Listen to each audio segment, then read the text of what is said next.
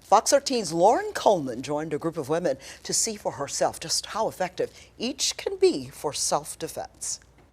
Alone, walking after dark. One of the times a woman can be caught off guard and attacked. Something like the stun gun can stop a deadly situation.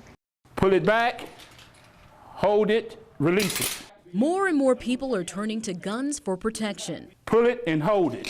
And self-defense. Pull it, hold it, release it. We're not living in grandpa and grandma times anymore. We absolutely have to be, not only for ourselves, but for our family, be in a frame of mind to where if something happened, we have the proper training to try to protect ourselves. Benny Cobb, a former captain with the Shelby County Sheriff's Office, tells me he's seen an increase in the number of women taking his Tennessee handgun carry permit class. And one of the ways that you do that is you lock the slide back. Women in some situations considered not to be as strong as men. So we want women to understand that you can defend yourself. Pick the gun up, point it at the target, 2 hands. 69-year-old Cheryl Henderson says she feels comfortable using a gun if she had to. I shop a lot. I have a catering service. I deliver a lot. I'm out in the street a lot, and often I'm by myself. But 21-year-old Kenesha Pine isn't as comfortable holding one. I was nervous. I wasn't comfortable. I did it though, but I was nervous. I was just nervous. This is why Cobb integrates less than lethal weapon training into some of his handgun carry permit classes. But just how practical are they? I joined the group of women in the class and put a can of pepper spray, stun gun, baton, and Kubaton keychain to the test. First, we tried the stun gun. Stun. There you go. This weapon can cost anywhere from $10 to $15. Next was a can of pepper spray. You can buy a small bottle from a retail store for as little as $5. You absolutely have to spray them in the face. You want to spray them in the eyes, nose, and mouth. It won't work if you're spraying it in their clothes. You're going to hit anything that's in sight. Henderson tested the collapsible baton. This metal device can be used as a striking tool. The one particular that I like is the wand, because I carry a metal bat, and it's kind of heavy. The wand is light and it's still sturdy. I didn't even know anything about that. Last was the Kubaton keychain. Almost the size of a pin, this weapon can also be used to strike. Stop! Like most gadgets, we discovered these less than lethal weapons do come with limitations. A victim must be close to the attacker for any of the devices to work. I want a gun because I'm too slow. I can't run from anybody. You know, they may be faster than me, but they won't be faster than a bullet. Get on target. So whether a woman chooses to use a gun, their hands, or a less than lethal weapon, Stun. Cobb says proper training and self-awareness are key. So you want to make sure you have a strong sense of situational awareness. Put your phone down, be aware of what's going on around you. Now, it's important to note all the tools that we went through are used for self-defense. If used offensively, it can be considered a crime. I found the class to be extremely helpful. I liked learning about the stun gun, the pepper spray. They're lightweight, can fit in a purse or maybe even your pocket. Now, Cobb says for these less than lethal weapons, you don't need a license to use many of them, but he says training is important. He says a lot of times people purchase these weapons and they don't know how to properly use them. So whether you choose to use a gun or maybe even these less than lethal tactics, you need that training. And we have links to those courses on our website, fox13memphis.com. In Memphis, Lauren Coleman, Fox 13 News. Attention everybody, you have to get 10 boxes of strawberries today. Densto's Fine Candies is buzzing on Valentine's Day as dozens of people look for the perfect sweet treat for that special someone. This is our 7 pounds of our finest assorted chocolates. On the surface, the store is filled with rich chocolates, but if you dig a little deeper, you will see there is an even richer history. We love to make family traditions here at Densto's. You know, I'll hear from people that are 90 years old talking about back when they were young and they used to get candy from Densto's way back when. And then I love hearing from the young kids, you know, oh, I love your chocolate bars. I love your chocolate covered strawberries.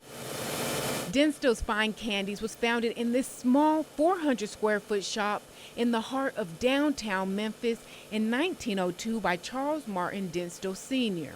5 generations later, Andrew Denstill, Charles's great-great-grandson, has taken on the family business. I know that when I come into this building every day and make all this candy that has been made by generations of my family, I'm making all of them proud by doing so.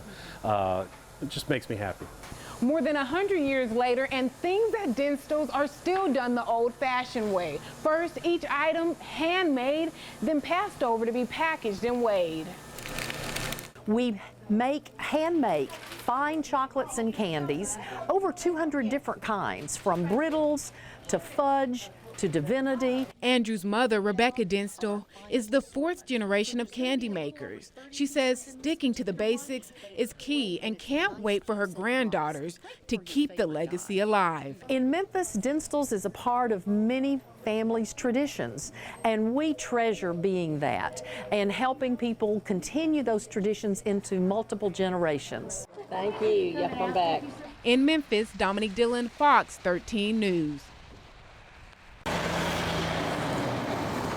On an extremely chilly Sunday morning in Dyersburg, one thing became abundantly clear at dawn. The overnight snow made it through the evening. No, I'm not used to this weather. It's like real slippery out here. It's hard to drive, keep the steering wheel straight. We spoke with Dion Folks moments before his SUV did this slide inside a gas station parking lot. The cold weather is something Folks says he's adjusting to. Are you used to ice and snow? Not really. This is my first time driving on ice. And to put everything into perspective, you can see over my shoulder here, the road is pretty clear and drivers are taking it easy. Yeah, we was back and forth sideways about 4 or 5 times. So we pounded the pavement with Fox 13's traffic tracker to check out the area. Many of the roads were clear, but we did run into some slippery conditions in medians and turning lanes. Like about right here, we hit a corner and slid a bit. A prime example of why city officials are urging drivers to slow down. Folks says it's a message he's going to listen to. Yesterday it was real icy and snowing. It was sliding a little bit. So yeah. What went through your mind when you slid? Oh Lord. Hoping I wouldn't crash. Reporting in Dyersburg, Tony Atkins, Fox 13 News. An early morning at Steve's Tire and Auto. The calipers will get real rusty. The car lift rising. And service advisor Brian Murphy is examining this minivan for something he sees often. How often do you see cars come in that are rusted or corroded? We typically see probably 1 to 2 a week.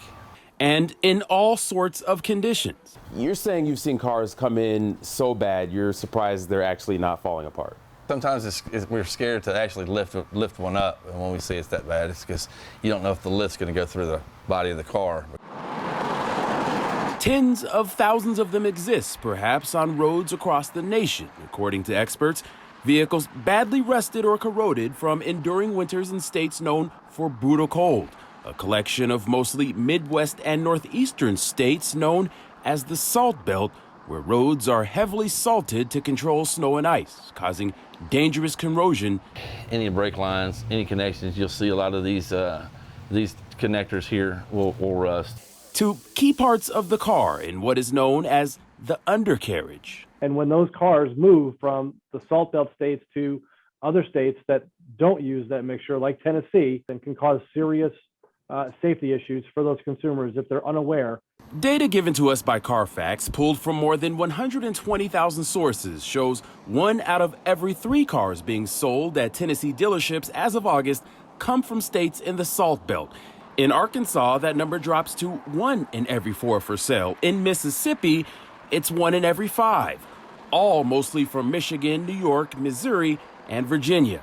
What's wrong with the rust on these cars? We spoke with Carfax spokesman Christopher Basso. It rusts out some of those key parts of the vehicle, the brakes, the suspension, the exhaust. Dealers and private sellers may or may not be aware. Reason, he says, for what his company does. Checking the vehicle history through a company like Carfax is so valuable, so you can understand where those vehicles originated from. At Steve's Tire and Auto. How can people make sure that they're not falling victim to this? What should people look out for? An additional mechanic's inspection is recommended in order to catch what you may not see. I have seen here lately cars that have come in for inspections that customers are potentially going to buy from a dealership or an individual, and they have painted the underlining of it, trying to hide some of that rust. Due diligence that could save your hard-earned money.